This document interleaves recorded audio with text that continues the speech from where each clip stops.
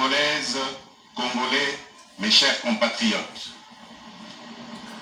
en ce jour du 23 octobre 2020, je m'adresse à vous, souverains primaires, dans un contexte exceptionnel en rapport avec la situation politique que connaît notre pays. Ce contexte de fragilité de notre pays, de même que les résultats électoraux de janvier 2019, nous ont forcés à élargir nos rassemblements pour nous unir au-delà de nos familles politiques traditionnelles. Cet effort de recomposition a touché aussi bien le pouvoir sortant que l'ancienne opposition, ce qui a conduit à une situation inédite où des adversaires farouches d'hier sont devenus des alliés. Nous avions choisi de gérer le pays au sein d'une coalition qui semblait constituer la solution idoine pour sortir le pays de ces différentes crises récurrentes et préserver ainsi les acquis de l'alternance. Malheureusement, près de 2 ans après, les divergences qui persistent entre les partis signataires de cet accord plombent les ailes de l'espoir de notre envol vers le développement.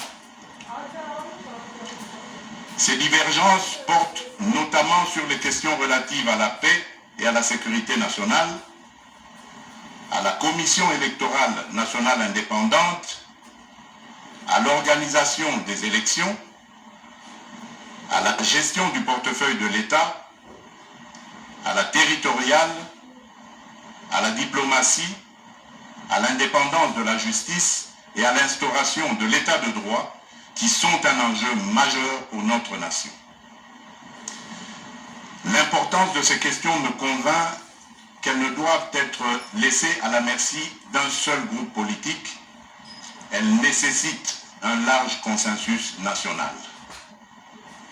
Mes chers compatriotes, la tâche que vous m'avez confiée est immense. Elle comporte dans l'urgence les objectifs ci-après. Rétablir la paix là où elle est compromise et la consolider là où elle existe. Construire la démocratie. Organiser des élections crédibles dans les délais constitutionnels. Renforcer l'état de droit. Bâtir nos infrastructures. Assurer la santé à nos populations. Garantir l'éducation de nos enfants.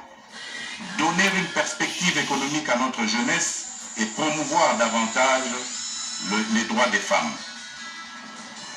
Face à l'ampleur de ces défis, le peuple n'accordera aucun pardon à ceux qui, dans la classe politique, s'évertueront à créer ou à entretenir des entraves au progrès, animés qu'ils sont par une simple stratégie de survie politique ou de positionnement individuel, par la haine tribale, la rancœur ou par la poursuite de la prédation en toute impunité.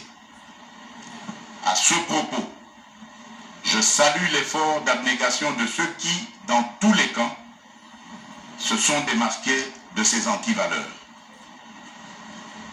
Mes chers compatriotes, l'état de droit que nous voulons vient d'être conforté par la prestation de serment de 3 juges constitutionnels, ce qui désormais assure à cette juridiction un fonctionnement régulier. Mes chers compatriotes, la restauration de l'état de droit dans notre pays n'est pas un leurre, mais le fruit d'une volonté politique, du reste coulée dans un programme de gouvernement tel qu'adopté par le Parlement. Il demeure vrai que sa mise en œuvre énerve certains nostalgiques, habitués à l'impunité et au traitement de faveur. Ceci étant, le partage des valeurs liées à l'état de droit et à la justice constitue la condition sine qua non de tout partenariat aux actions de mon mandat. Mes chers compatriotes, chaque année, plus de 2 millions d'enfants congolais naissent et s'ajoutent au nombre déjà important de notre population. Nous sommes individuellement et collectivement responsables de leur destin.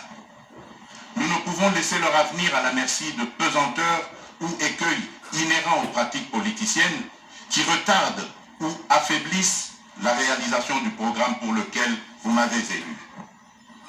En tant que chef de l'État, représentant de la nation et symbole de l'unité nationale, j'assure par mon arbitrage, en vertu de l'article 69 de la Constitution, le fonctionnement régulier des pouvoirs publics et des institutions, ainsi que la continuité de l'État.